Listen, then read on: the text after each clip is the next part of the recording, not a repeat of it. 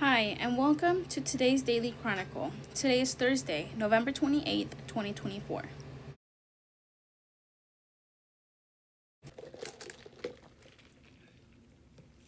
One of the greatest conservation success stories, the 1969 mission to save Vermont's wild turkey. After their initial introduction, Vermont now has tens of thousands of turkeys roaming free. In 1969, a bold plan to restore Vermont's wild turkeys began with a handful of net-trapped birds from New York. Now, the birds gobble around the state in their tens of thousands, even as populations decline elsewhere in the U.S. What did Vermont get right? In the early afternoon of 28 February 1969, Bill Drake and John Hall ventured out in the snow.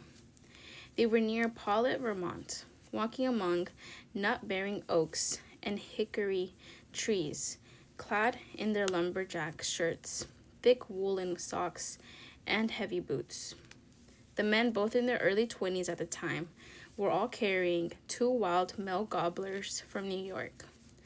The turkeys may have not known it, but their mission was to help repopulate Vermont. The biologist's endeavor, recorded on grainy film showing a color palette and beanie hats worthy of a Wes Anderson movie, is interesting not only for its fantastic details, including rocket nets and small shelters in the forest, but also because of the legacy of their work. Vermont's wild turkeys are a successful restoration story, and one that stood the test of time, unlike elsewhere in the United States, where wild turkey numbers are declining.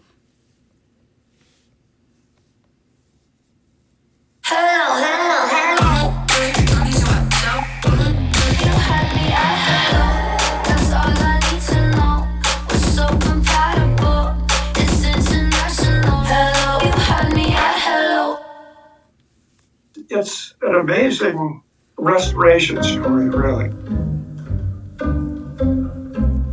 Vermont had been 75% deforested in the mid-1800s to enable farming. So the turkeys were wiped out. About 1900, these farms declined and the state began to become reforested. So by the 1960s, we realized that perhaps we could bring them back. We went to the state of New York and they offered to let us live trap some of their wild turkeys, which were essentially our original birds genetically. We hired Bill Drake as our turkey biologist. Bill went out to New York alone and he literally had to sit out in the winter in a little blind shelter and then coax these turkeys into an area where he would send a trap net out over them by putting out some corn. And he did that. He did very well. There are projectiles that carry the net out over the turkeys, and the net comes down over them. And then if we hurry, we can go out and get them out from under the net and put them in containers to transport them back to wherever we're going to release them. Bill spent the winter of 1969 in New York live trapping the first 17 turkeys and bringing them to southwestern Vermont. In that picture I sent you where Bill Drake is weighing the turkey, I was trying to keep the turkey from panicking. When we turned around and held it and released it, it flew. I mean, they fly very well. So he continued again the following year, 1970, and live trapped another 14 turkeys and brought them, this time just a little bit further north to Castleton, Vermont. The turkeys did extremely well, way better than we thought they would. Like I said, they're now throughout the entire state and doing extremely well. I'll be turning 80 next month. It's fun to be working with younger staff, really bright folks, and if I could contribute a little bit, especially with history, that may help too. The fate of turkeys in Vermont are closely tied to its forests. Historically, Vermont was almost entirely covered by woodlands. When Samuel D. Champlain sailed down the lake, which bears his name, and he first saw the green forest-clad slopes, writes Perry M. Merrill in his History of Forestry in Vermont, he exclaimed, "Voilà les verts monts! Behold the green mountains!" An expression that was later abbreviated and, according to lore, gave the state its name. In the mid-1800s, though, land was cleared up to make space for farming.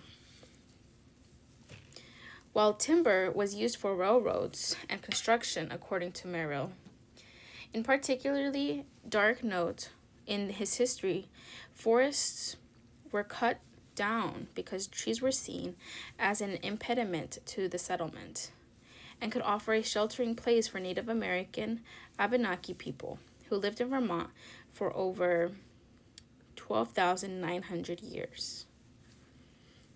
The deforestation that followed was deeply harmful for the Native American communities who relied on the forest for food, medicinal herbs, and tools.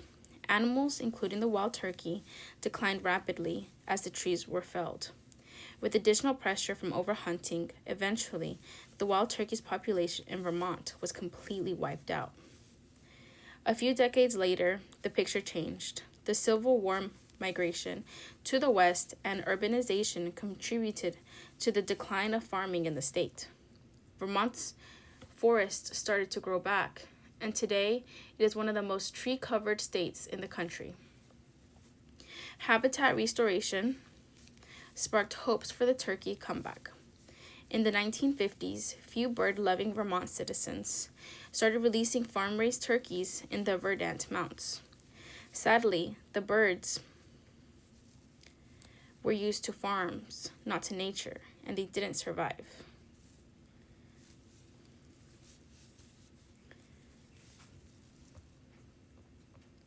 Then, in the 1960s, the Vermont Fish and Wildlife Department asked New York State for help, and they were granted permission to catch few New York wild birds and bring them home, hoping they would like it there, since it was the same native species, the eastern wild turkey. This bird is now the most widely distributed and abundant of the 5 distinct subspecies of wild turkey found in the United States, according to the Vermont Fish and Wildlife Department. These large birds can run at speeds of up to 25 miles per hour and fly up to 35 miles per hour, respectively. Young wild turkey biologist Bill Drake was hired and sent to live trap wild turkeys in southwestern New York and bring them back to Vermont. Live trapping a wild turkey is not as easy as one might think.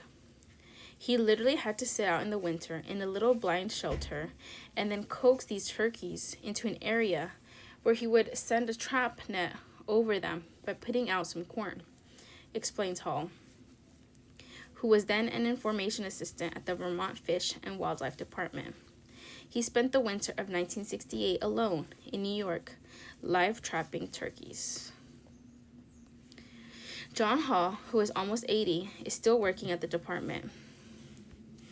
Remembers using the net himself at some point, and explains that you could catch a couple of birds at a time, but only if you were very fast. After the first release of the 2 male gobblers in February 1969, Drake and Hall released 5 hens in March that year.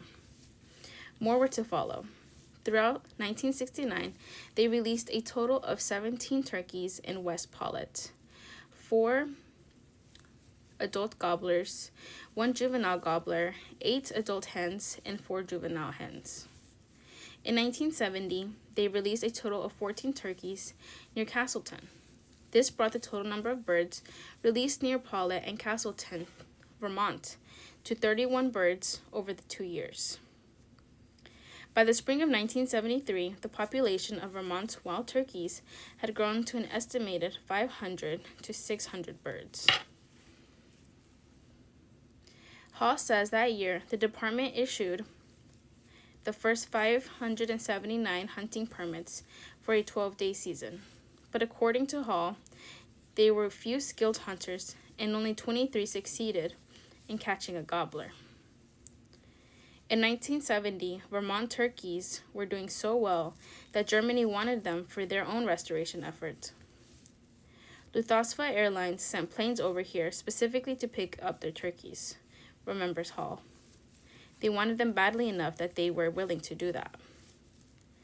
Thanks to an ideal habitat and weather, Vermont's turkey population continued to expand throughout the entire state and is now estimated at 45,000 to 50,000 birds, who are the descendants of those first New York birds.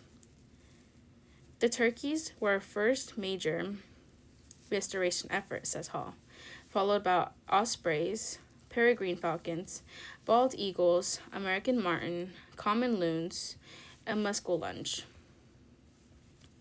Mike Chamberlain, and Terrell Distinguished Professor of Wildlife and Ecology and Management at the University of Georgia, Director of the Wild Turkey Lab, says efforts such as these in other states led to something of a wild turkey resonance in the 1960s and 1970s. It's one of the greatest conservation success stories in North America, he says, adding, this was largely due to the invention of the rocket net, which made it possible to trap live turkeys and rapidly transport them to areas that need to be repopulated. But in some regions, this resonance was short-lived. By the early 2000s, not long after restoration ended, populations started to decline. In many areas, particularly in the southeast United States, those declines were very gradual, he says. It wasn't until 2010 and 2011 that we realized that populations had been declining for some time, at least in the southeast. Now, fast forward to 2024. Those same declines have befallen many of the states in the Midwest United States. Conversely, in some places, particularly in the Northeast United States, turkey populations appear to be doing well. According to Chamberlain, who has been studying turkeys for 30 years, the decline in the southeastern states and Midwest is mostly due to loss of habitat, industrial farming, and rapid growth of cities in the southeast. You don't have extremely large cities in Vermont, he says. You're not seeing wild-scale forest loss in Vermont. Meanwhile, the Midwest looks very different than it did 20 years ago. Disease is another factor that may be affecting the turkeys, though Chamberlain says it's still unclear how much. We're also trying to better understand how hunting and harvest affects turkey populations, because hunting pressure is very high in the southeast and in parts of the Midwest. It may be lower in other areas, so that's some of the things we're trying to better understand. Hunting may sound like a problem for wild turkey populations. Why kill turkeys if the goal is to preserve them? But Chamberlain says the picture is nuanced, and there's a delicate balance to be struck to make hunting sustainable. Turkey hunters are an important demographic for this bird because they spend a tremendous amount of money buying licenses and recreational equipment that generates income for state agencies to be able to manage for the bird, he says. Chamberlain himself is a turkey hunter and has hunted in Vermont.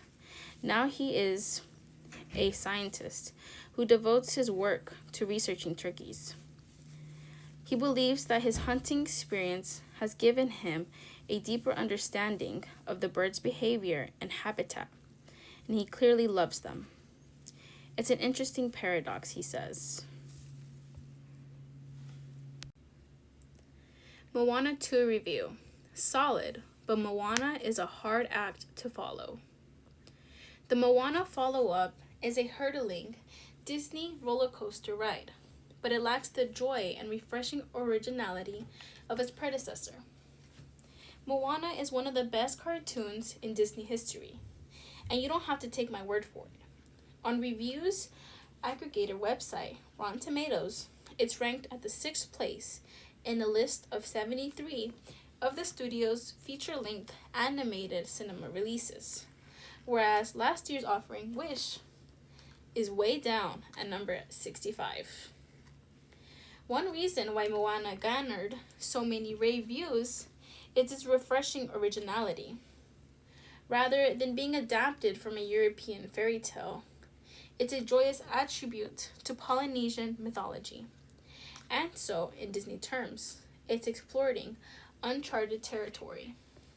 It also boasts sparklingly bright and colorful animation, a thrilling story, ingenious songs by Lin-Manuel Miranda, and two of Disney's most beloved characters, Moana, herself voiced by Auli Carvalho, but bold but uncertain daughter of an island chief, and Maui, voiced by Dwayne Johnson, a braggart demigod with tattoos that move around his wardrobe-sized body. It is, then, a hard act to follow. Making a worthwhile Moana sequel might not have been as impossible as matching Paddington 2, but it's always going to be tough. On the other hand, the first film ends with Moana leading her people out to sea to be the wayfarers that her ancestors were. So there is a logic to making a sequel about their travels. The premise is that Moana has been taking solo trips since we last saw her, but she is yet to meet anyone else. Then she hears about an island named Motufetu, which has a meeting place for civilizations from all over the ocean before it was cursed by a spiteful god. If Moana can find Motufetu, she might be able to make new friends and trading partners. She might also reduce the risk of inbreeding, which is surely a severe, if unspoken, threat to her tribe. Needless to say, that means that she has to find Maui first.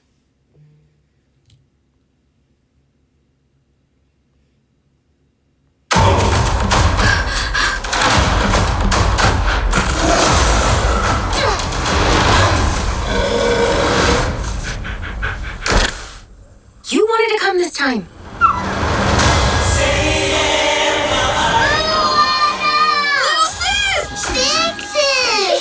You were gone forever. It was 3 days. Where are we going? Before Maui stole Te Fiti's heart, our ancestors wanted to connect our island to all the people of the entire ocean. It's my job as a wayfinder to finish what they started. Wanna show our people just how far we will go.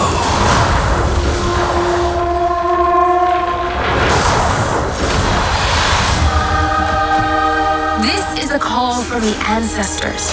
Hidden in a terrible storm, it's an ancient island. Setting foot on its sands would break the curse, bring our people together again. I know what I have to do. Maui, I could really use your help.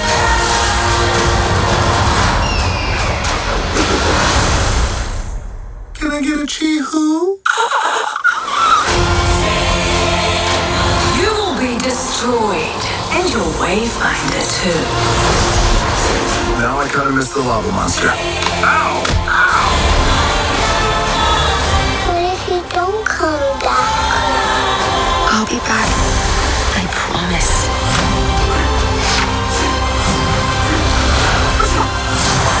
Do I hear people? Those aren't people. Cock 'em.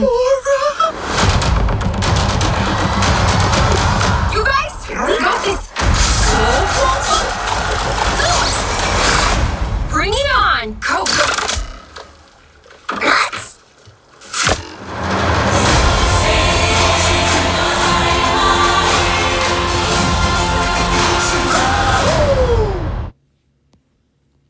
It's a solid setup for a quest adventure, but it's obvious early that Moana 2 isn't going to be exciting or as revelatory as Moana was.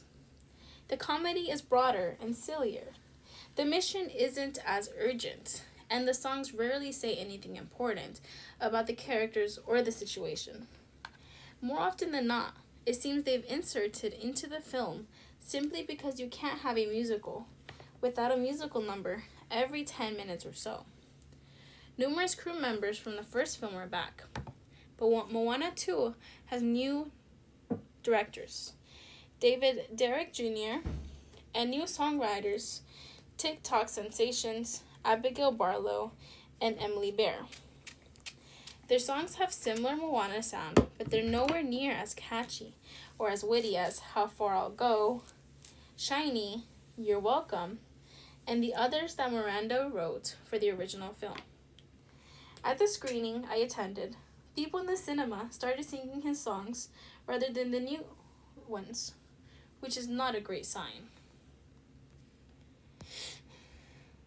It's hardly unusual for a sequel to fall short of the film before it, of course, but the specific ways in which Moana 2 falls short are symptomatic of how it was developed. It was conceived as a television series, and it wasn't until this February that Disney's CEO announced that it was reworked as a feature film.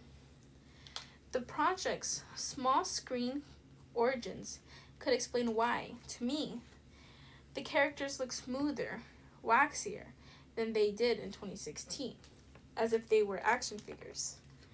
The television script could also account for the introduction of Moana's goofy gang of sidekicks, including standard issue oddball Boffin, voiced by Rose Matafo, and one of the goblins from the first film who wear coconut shells as armor and who look as if they've exhaled from Mad Max Fury Road. You can see how useful these supporting characters might have been over the course of the series, but none of them quite enough to do in a film, and some of them don't belong at all. If you were setting off a long and perilous marine voyage, why would you find room on your small wooden boat for an aged vegetable farmer and a pig? And then there's the structure. The plot does hang together as a complete action-packed narrative, but it still comes across as several episodes glued together, each one more outlandish than the last. I think a magical trans-dimensional portal is involved. But between all the different gods, ghosts, spirits, and humongous fish monsters that Moana encounters, I have to confess that I wasn't wholly sure what was going on. In a film that lacks the focus of its predecessor, which is especially puzzling, is that we are barely shown the main villain. All we see are the bolts of lightning he throws at Moana and Maui. But then, in a bonus scene during the end credits, he turns up at last, vowing to take his revenge on Moana alongside a couple of other supernatural villains. And this is the first time that an animated Disney film has borrowed the Marvel gimmick of using one sequel to set up another. It certainly undermines the sense that Moana 2 is any kind of special or unique event.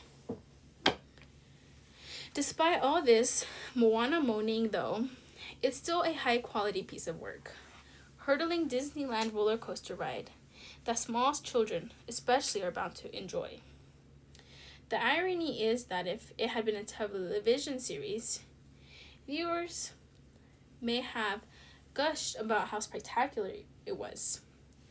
But as a film, Moana 2 wouldn't be near the top of any list of Disney's finest. With a record number of international students in the U.S., Trump brings uncertainty. The 2023-24 school year saw more international students in the United States than ever before. setting a new record largely driven by graduate students and recent graduates in internship-type programs. Over 1.1 million international students were in the U.S. during the last academic year, according to a survey of nearly 3,000 colleges and universities by the Institute of International Education and sponsored by the U.S. State Department.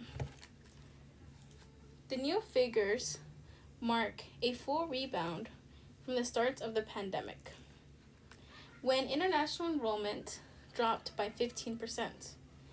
But experts say those increases could once again be threatened under the incoming Trump administration, which upended the lives of many international students and workers in its first term.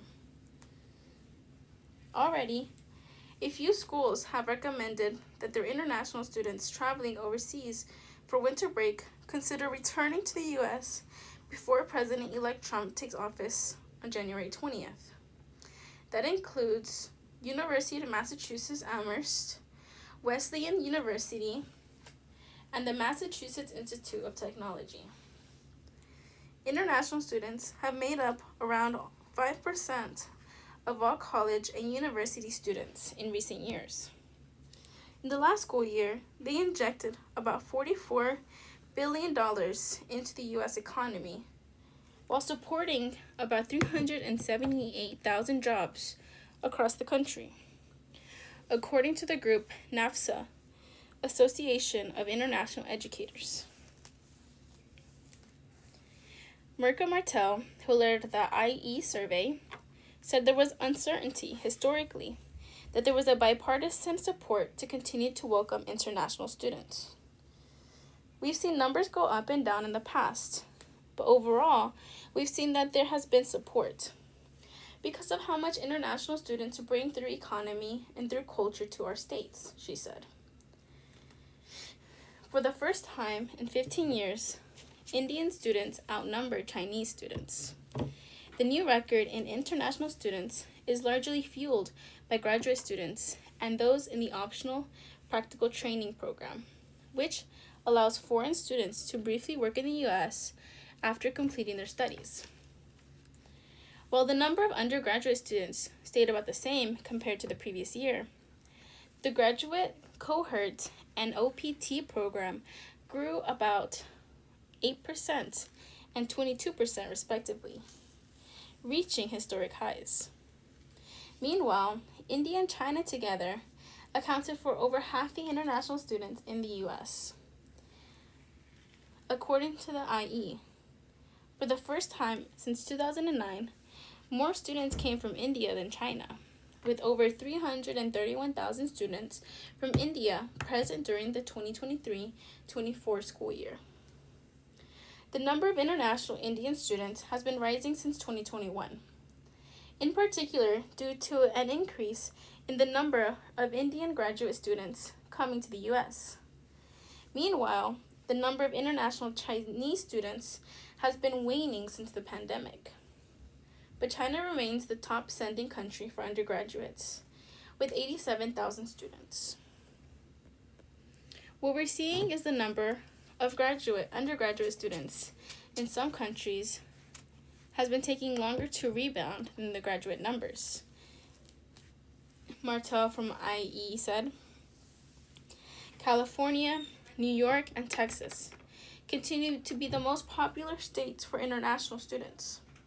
But Missouri saw the biggest growth the last school year, followed by Michigan, Illinois.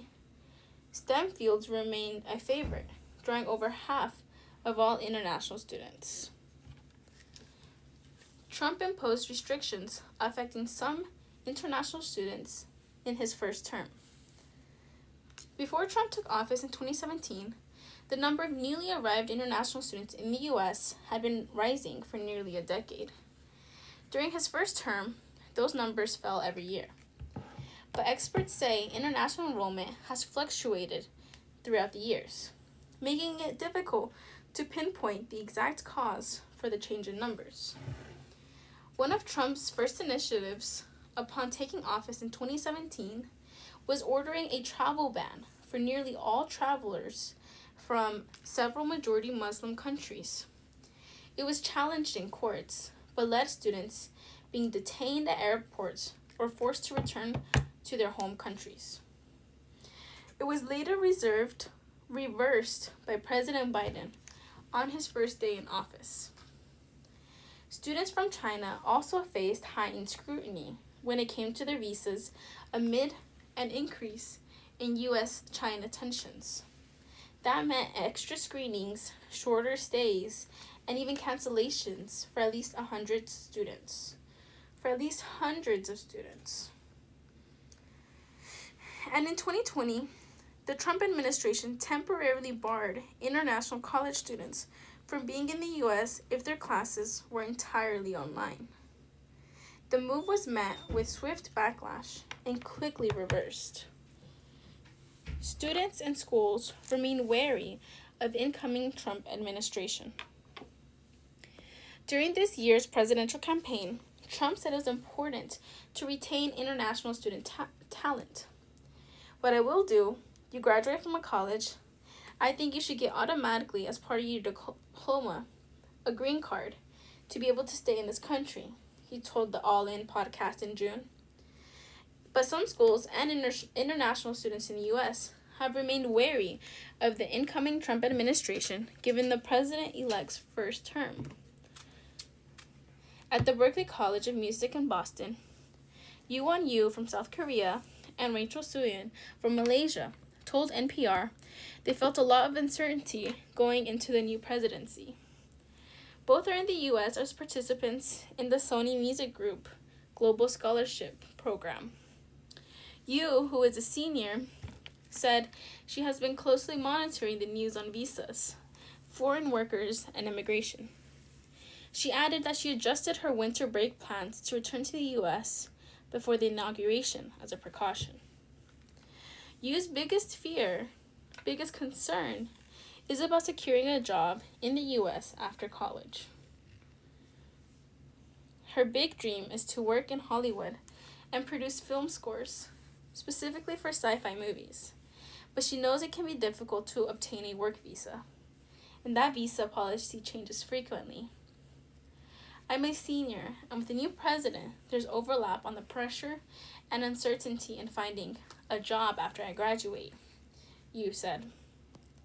Suyin is also a senior, was initially excited by Trump's promise of green cards for international students, but now questions if he will follow through due to a lack of details. Suyin said the opportunities to study music in Malaysia were limited. She hopes to stay in the U.S. to produce music that blends her experiences, like incorporating traditional Chinese instruments into pop. I'm equally nervous about everything, but I am also doing my part just to be a better version of myself each and every single day so that I remain competitive, Suyin said.